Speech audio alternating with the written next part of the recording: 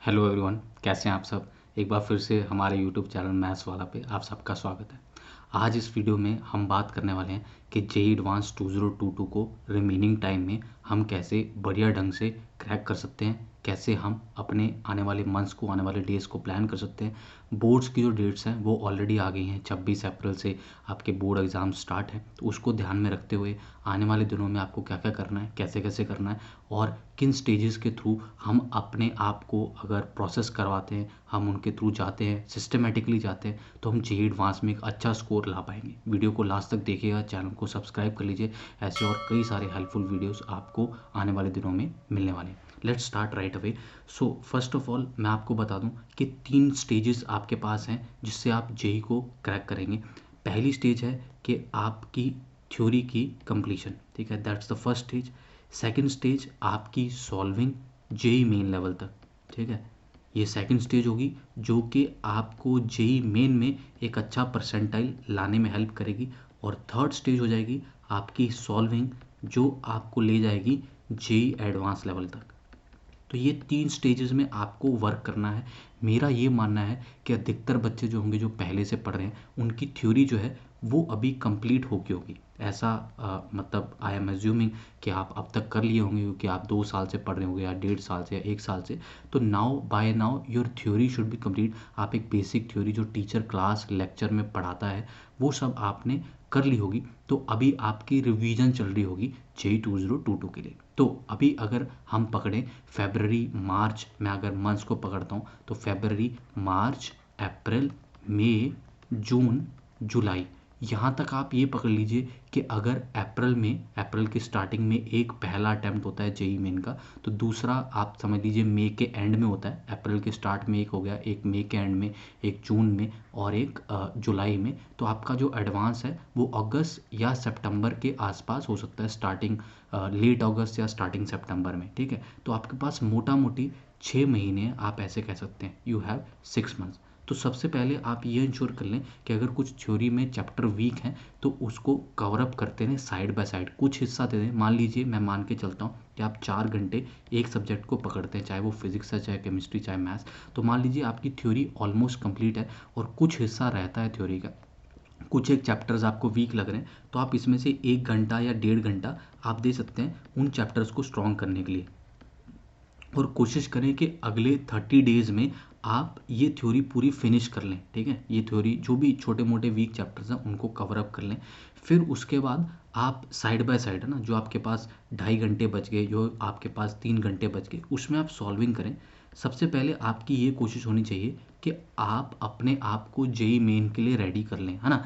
तो आपको जितनी सॉल्विंग की ज़रूरत है वो डिपेंड करता है कि आप पहले कितनी सॉल्विंग कर चुके हो। बट आइडली अगर आप लेट्स से फरवरी और मार्च के मंथ में सॉल्विंग करते हैं, 2 महीने आप लगाते हैं सॉल्विंग में, तो 2 महीने सफिशेंट होंगे जेईई मेन लेवल तक पहुंचने में। आप उससे पहले भी पहुंच सकते हैं, ठीक है, उससे पहले भी पहुंच सकते हैं। मे बी आपको फेब एंड तक ही आपको लगे कि आप पहुंच गए हो जेईई मेंस लेवल तक। उसके लिए आप मॉक टेस्ट दे के देखिएगा, फुल सिलेबस मॉक टेस्ट देना है, ठीक है। फुल सिलेबस मॉक टेस्ट दे के देखिए, 3 मॉक टेस्ट दे लीजिए, एक, एक और एक, let's say in a gap of, let's say अगर पहला मॉक टेस्ट में अच्छे नंबर आ गए हैं तो अगला मॉक टेस्ट आप 3-4 दिन के बाद दे सकते हैं। अगर पहले में अच्छे नंबर नहीं आए हैं तो फिर 1 हफ्ते बाद दीजिएगा, ठीक है।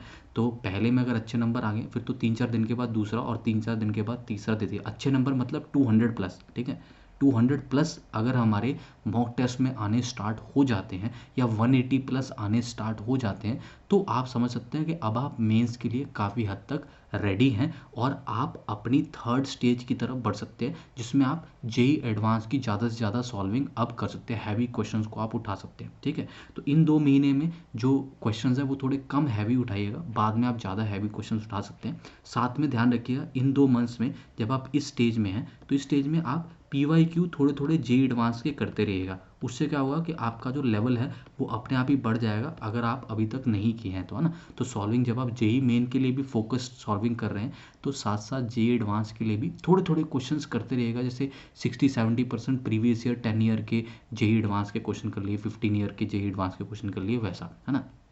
तो वो कर लीजिएगा।